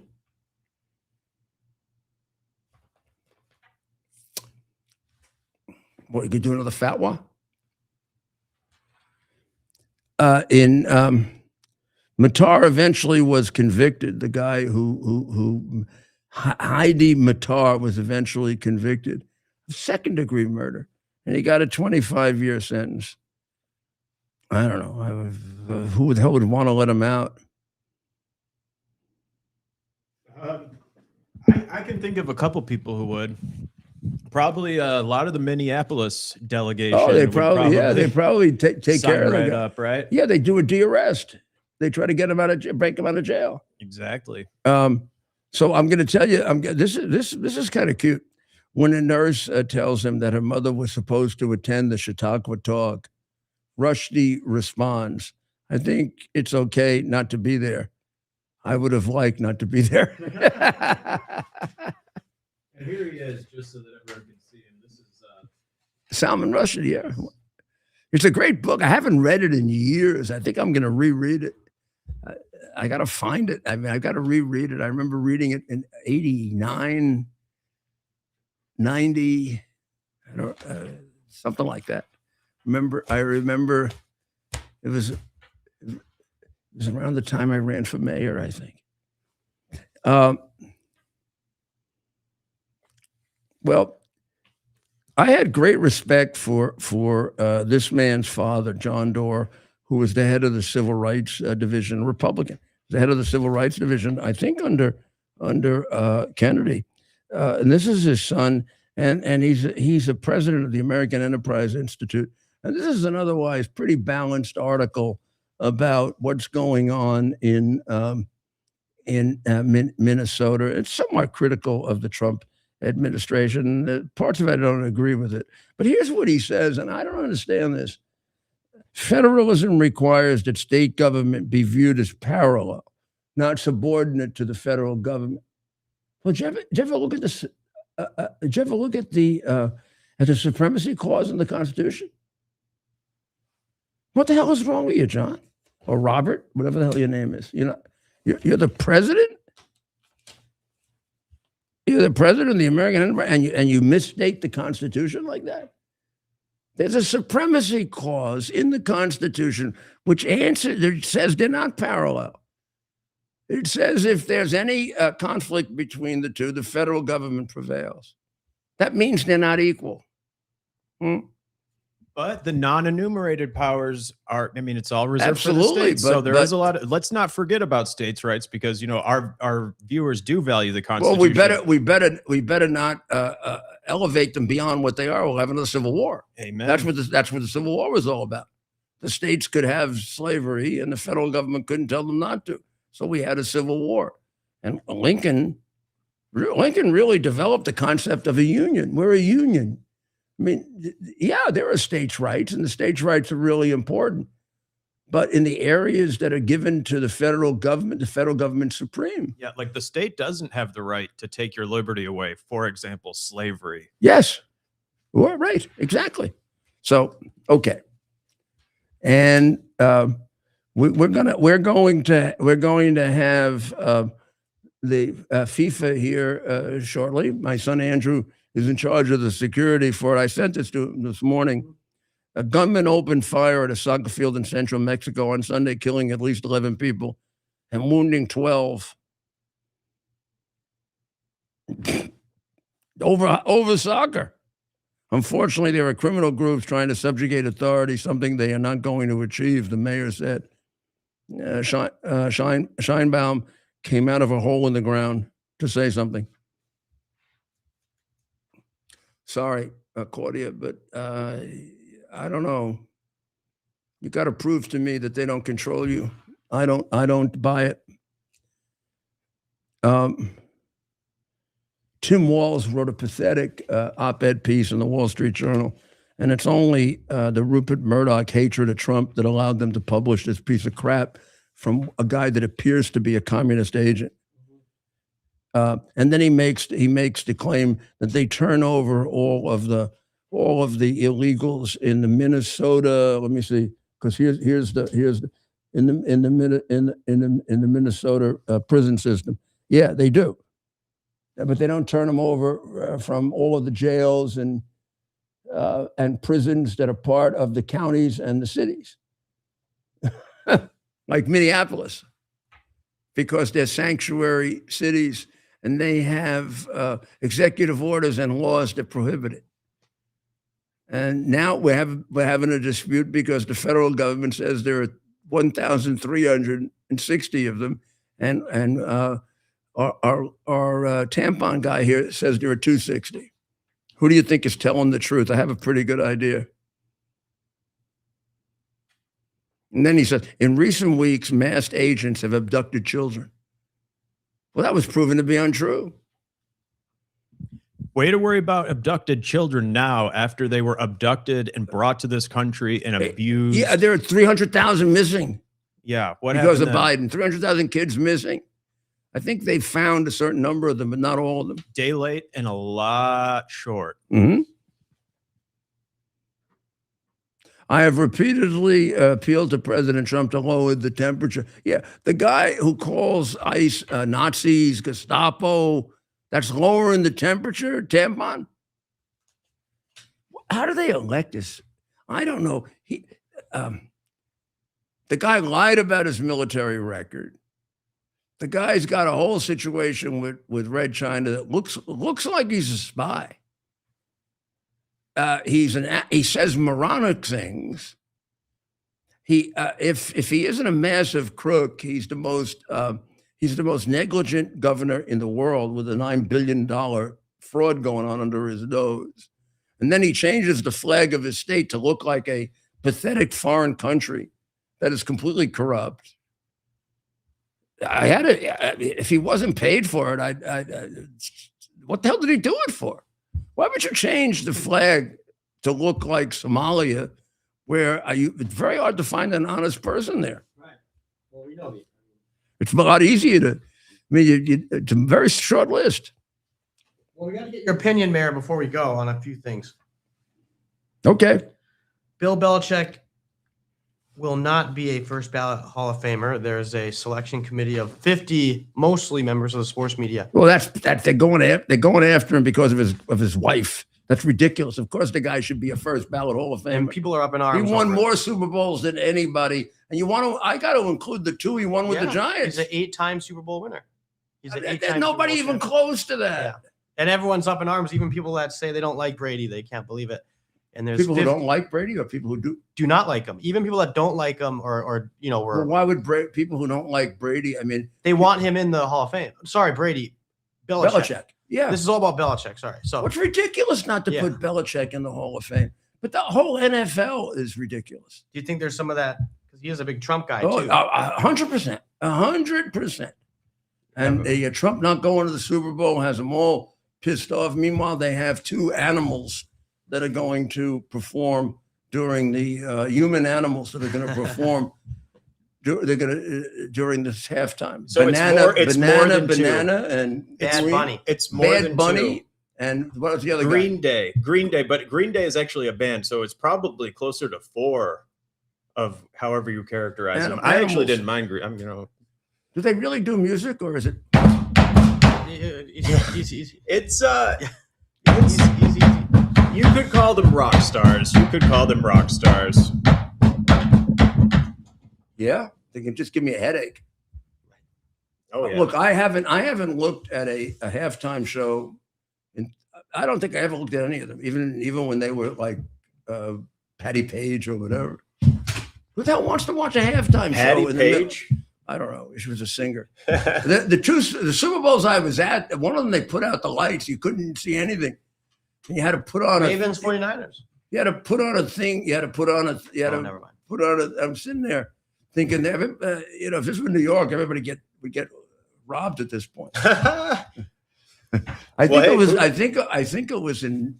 Well, it was in New Orleans, I think, or something. Or Yeah, well, maybe all the new Super Bowl will be in the metaverse. and then they all made they all because of the stupid show. They extend the halftime, and you just want to get back to the game. You don't want to watch these ridiculous asinine performances. If it's a good act, like they've had good acts in the They past. have? Bruno Mars was pretty solid. He's like kind of like just a straight standard pop star, good I dancer. haven't the foggiest idea who he is. Yeah. Bruno Mars. Does he come from outer space? No, Is that why no, he's Mars? No, Does he look like chocolate? Mars bar? no, but be careful because I mean, No, you know, he's multiracial, but he's kind of like I a. have no idea. I'm not saying this because I have no idea what his race is. What about the Janet Jackson Super Bowl halftime show I don't remember. with Justin Timberlake? Remember the FCC had to fine them after the Oh. wardrobe malfunction. Oh yeah, This but I day in didn't watch that history. either. Okay. Well, when I watched the Super Bowl either in person or I think during the two giant Super Bowls against the Patriots, I just talked to the people around me, and we discussed. I turned around and we just talked. There's one in which I fell asleep that I was at during the halftime show. I think the one in New Orleans. I fell asleep. Wait, let's do okay. How about an orchestra? Maybe like the Trans-Siberian Orchestra or something. That would be a show, wouldn't that Well, be? they just have like the ordinary marching band and The band, see, a band, a and highly keep skilled it the band. regular amount of time. Oh, but then they can't have those extra $1 million commercials, so that the anti-American NFL can pull in all that money. Oh yeah. Do we know? Okay, stay tuned for tomorrow. We'll figure out how much Super Bowl commercials are going for. If you know, put Well, it in the $1 million is comments. probably, I'm way off. Probably they're probably a lot more than $1 million. I'm gonna guess it's probably like 6.5. The only thing really interesting that I found out from Andrew is, I mean, one of the early games in FIFA draws more than the Super Bowl. And they're raking in more money than Well, they get 20 times the audience that the NFL gets. Yep. I mean, Tickets. I don't know Good if I luck like- getting tickets. You need What? good luck getting Tickets? tickets. You have to sell your Palm Beach house to No, afford some tickets. Yeah, I mean, you gotta get a loan from the Mexican cartels. Yep. They'll all be there. What? The cartels, yeah, they're gonna be going. No, the cartels would love it. I mean, They love people who go are so rich they don't even know what football is. They just show up so that they can be seen. oh yeah. I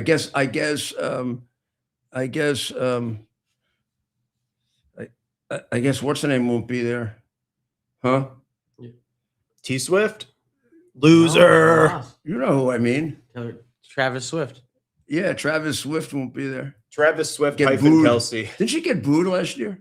Yeah. Yeah. And the president got applauded and she got booed. Right. I don't know about this. This one's gonna be near San Francisco, right? Yep. I Yeah, think but he- they don't do football, those losers. The booers. Well, the people that have the money to go probably aren't even football fans. Right. A lot of them aren't. They're just there for the party. Or they're using their campaign cash because a number of Democrats used campaign cash to go to the Super Bowl in LA, and it was just so distasteful. You think anybody contributes Schiff. money to those guys? Schiff, I think, to go dropped 60 grand of his campaign cash on Super Bowl. Now that's someone check that, but that's Well, he gets away. He gets away with everything. That pencil neck. He gets away with Pencil neck. everything. He's the senator of California. What are they doing? He's a scary looking guy. Well, before we close out, I want to say a prayer for Gregory Bovino, and I hope he has a resurgence of his career, because I think the guy gave everything he had, and hey, I think it had to be done, but I don't think it's strange. I don't think it's his fault. I really think the guy tried really, really hard to protect us. And I know this whole situation with trying to get Kristi Noem is disgusting. She's probably doing one of the best jobs in the cabinet.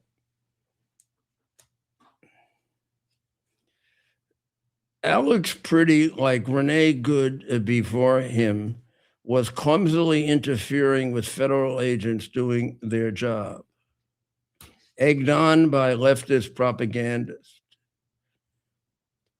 That's I mean, I know they died, and I feel very bad that they died. But just because you die doesn't mean you're a saint. I mean, bad people die too. Renee Good was trying either negligently or on purpose to kill a human being. Unless you're a complete moron, maybe she was, I don't know. You got to know if you drive a 2.5-ton truck into a mere human being, which she was doing, you're going to do serious damage to the human being and probably kill them. And she released her automobile to do that. The other guy brings a very sophisticated $2,000 weapon with ammunition ready to take on, enough ammunition to take on the entire ICE group, is involved in a deliberate rearrest scenario, which he had done a week earlier, which nobody will tell you about.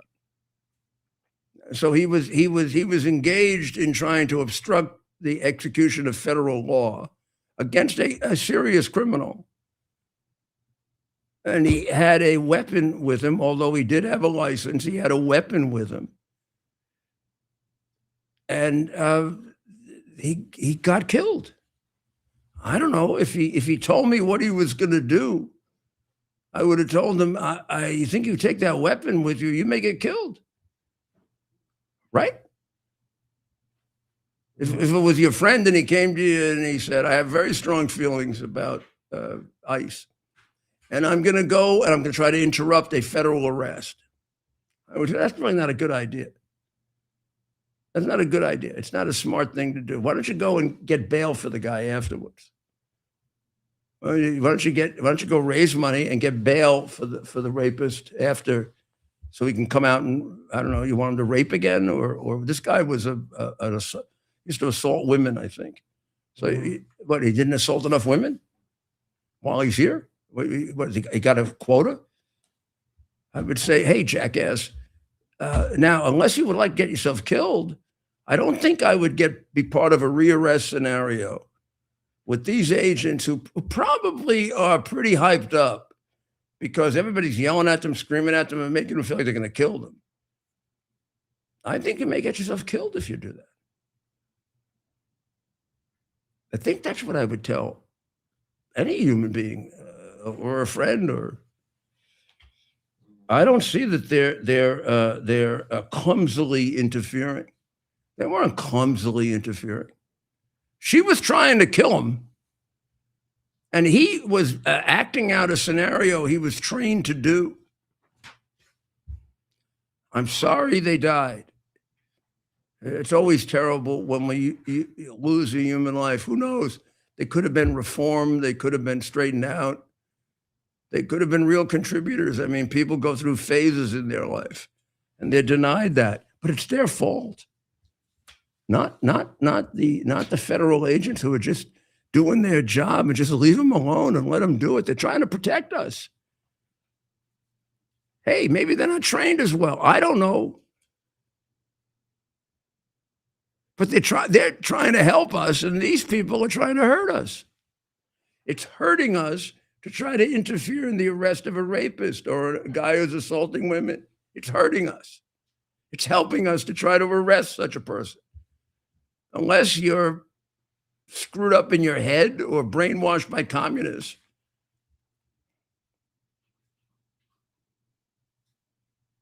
The Post is glad to see that Kristi Noem was elbowed aside.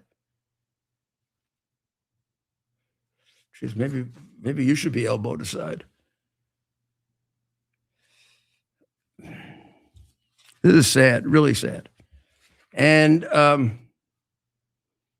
so let's see how this works out. You got to be positive, and you got to, and I think in defense of the president, and not defense, but I mean explanation for the president, he had to reshuffle the deck. You know, it just wasn't working. There's a time in which you can just keep doing the same thing over and over again, and it's ridiculous because it isn't going to work. So he had to reshuffle the deck.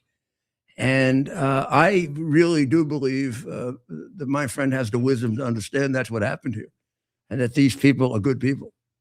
And this just this is just part of what they have to. I would look at it that way. I mean, it's just part of what you have to go through in order to help the country. Because somehow we got to deal with these maniacs, and we got to figure out a way to deal with them so that we minimize the loss of human life, whether it's theirs or more innocent people. This isn't good. It isn't a good thing for anybody to have this happen, and they're very hard to reach. They're very hard to talk to.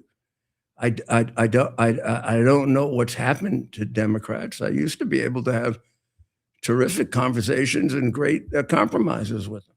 I don't know what's happened to them. It's like hatred has taken over. Or maybe if you want to get spiritual about it, the satanic spirit of the party of slavery has reemerged and taken them all over.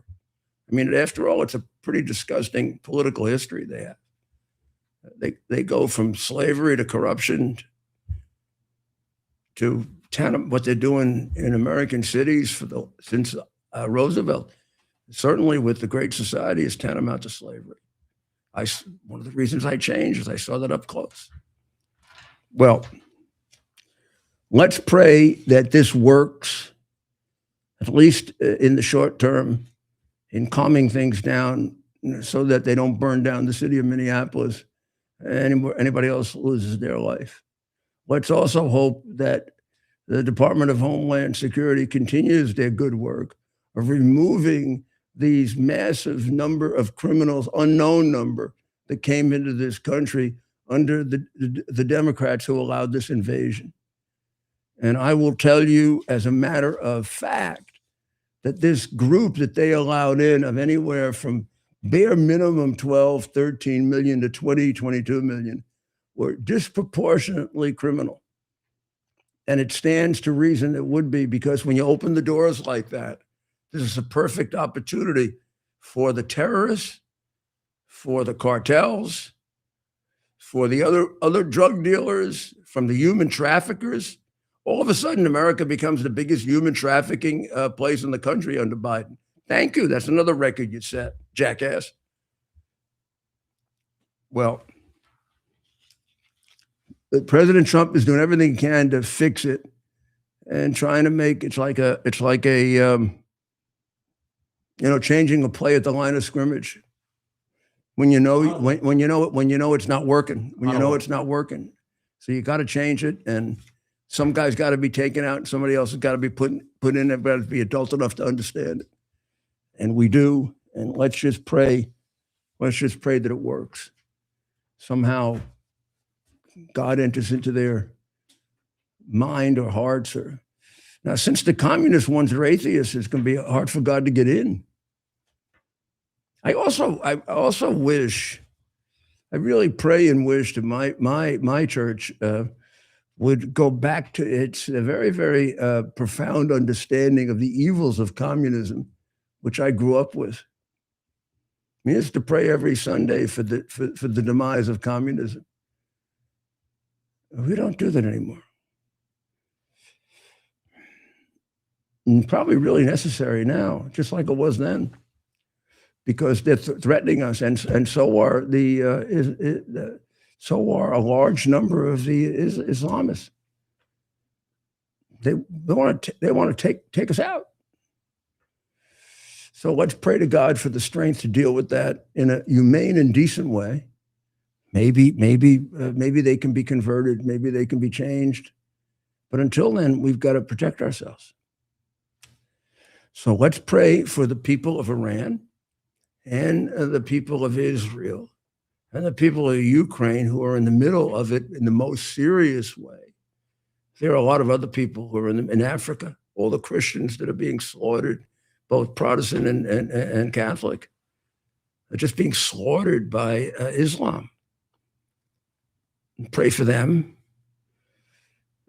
Pray for somebody who recognizes it beyond just Donald Trump. And pray for Donald Trump. Not that of course he needs it. We all need it. He's doing a great job, but he's a man and he needs all the help and strength that he can get.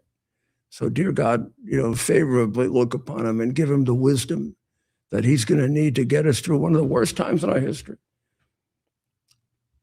So that's why very, very fervently we say, God bless America.